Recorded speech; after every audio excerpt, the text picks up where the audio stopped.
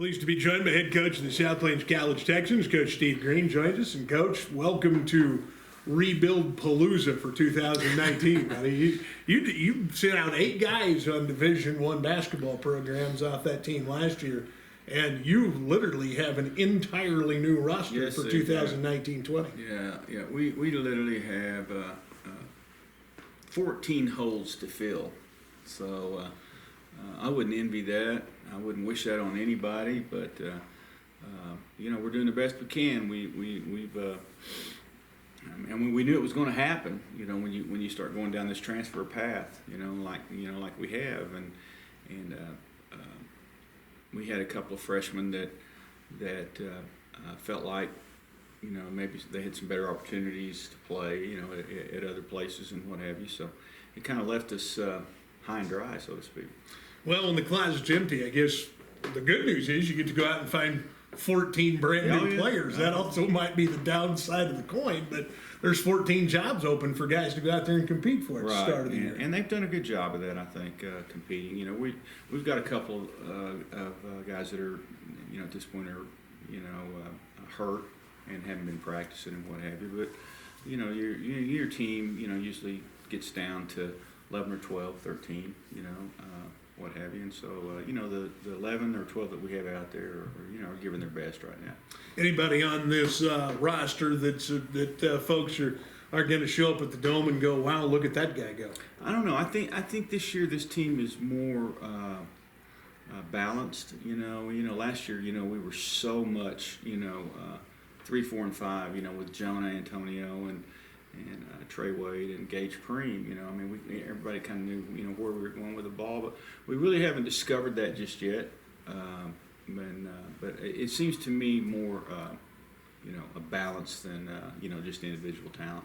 They've got a couple of scrimmages under your belt. You went out to the Metroplex and played some basketball out there last weekend. Any big revelations as far as watching this team out of the gate in that scrimmage situation? Well, we held our own against, I think, 2 of the top 4 or 5 teams in the country, so, there were some positives there. We came back home and scrimmaged Lubbock Christian and left us with a plate full of negatives after that. We didn't perform very well over there. We didn't shoot very well, and we threw it up in the stands a lot. So, those are a couple of things that we've had to address since then. The positive about the Dallas trip was talent for talent. I think we're there. The negative about the Lubbock Christian deal, which to me is the most beneficial scrimmage that we have every year because they're well coached and it's more like our league plays than non-league. Was that we've got a lot of things that we need to work on as far as chemistry and talking a little bit more on defense and things of that sort. And then, when we get open, we've got to knock shots down, and we didn't do that very well the other day. You and I talked about this several times over the last several years when you're talking about JUCO basketball, and at best you have a player for 2 seasons. That chemistry really becomes kind of the magic item, I think, for JUCO teams, is just to get guys that are that talented to have a good season playing together, and how do all those pieces fit in? Well, it's definitely the toughest challenge that you have, but the beauty of it is it's pretty relative. It's not something that only South Plains has to deal with. The better teams in the country are faced with the same, we call it a problem, issue, or challenge. What have you. So we've been fairly successful at being able to, put a group on the floor that would, share, responsibilities offensively and defensively and things like that. This is the first time in my entire coaching career that I've had an entire new team. I told somebody it's like taking a new job, and but even then you have guys that played the previous season. Now this is totally new. It's a totally new experience, and it's been somewhat fun in a way, but there's been some downside to it too. Good news is one of the things you didn't turn over this year. This South Plains College has a tendency to create head coaches, but you've got a couple of coaches back in the ranks, and it's not very often you keep the same coaching staff. No, for a I couple know, years in a I row. know. You know, we've been very fortunate. This has been a good a launching ground for or a launching pad, I guess is the right term for coaches to come and go a couple of years and then move on. But no, I have the two back, and then actually have another guy, Gino Salcido from Dimmitt, that worked a couple of years here for us, and then went over with Chris over at Texas Tech for about 4 years, or 3, I guess. And so now he's trying to get his foot in the door. So we feel very fortunate to have him, and Tyler's back for year number 2, and has stepped up and is accepting a lot more responsibility. And then Matt, of course, this is his 3rd year, I believe. So I've got a well-rounded staff that runs the ship, so to speak. Unfortunately, if you're probably going to have to meet those guys someday in the future, I would imagine you're probably going to end up with more head coaches out there hanging around the JUCO ranks, and you're going to have to figure out how to win games over like Hank Pelota in that part of the world. No, they're going to stay here forever. No, they won't stay here forever. But no, that's not going to happen. I mean, you got to, I'm getting a little long in the tooth myself. I see how that works. So. I'm not. No. Well, the pollsters still like you. National polls came out yesterday. You get an 8 rank. Again, I don't know how much faith you put into the poll on the paper, but at the end of the day, I guess it's nice to be recognized, even though you're rebuilding an entire team for 19 and 20. 0. Absolutely nothing. The people that voted, I don't think any of them were in Lubbock the other day. I doubt they were in Dallas.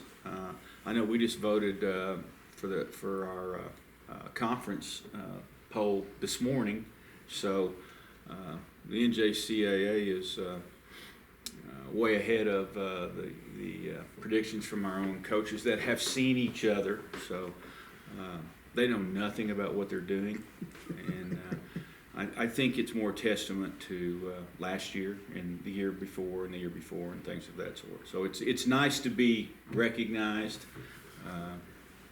It doesn't mean a dadgum thing. Accolades are going to happen the year ahead, not the year before. It means nothing. It means less than nothing. Okay.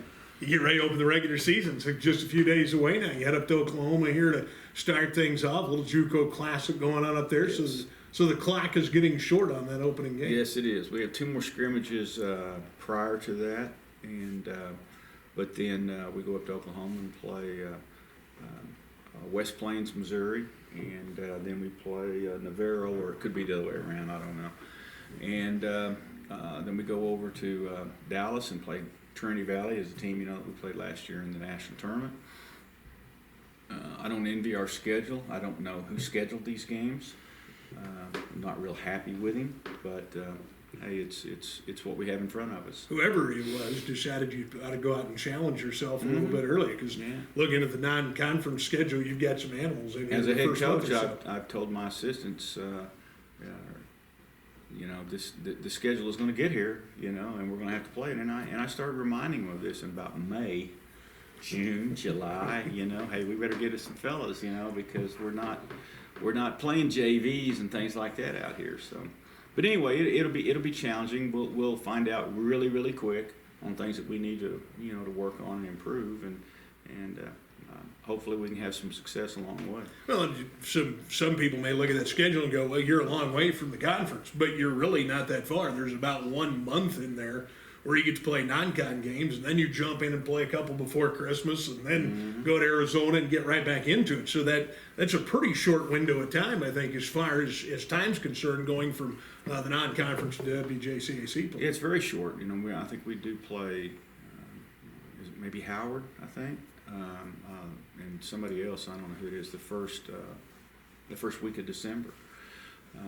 But we'll be tested by then. Trinity Valley is always good. They won their region last year. West Plains, Missouri is supposed to have one of the best teams they've had in years, and they've got a couple of really, really special players. We've seen them. Navarro is going to be good. We go out to Mesa and Salt Lake City, which is supposed to be the best team on the West. is in that tournament. You know, we play College of Southern Idaho.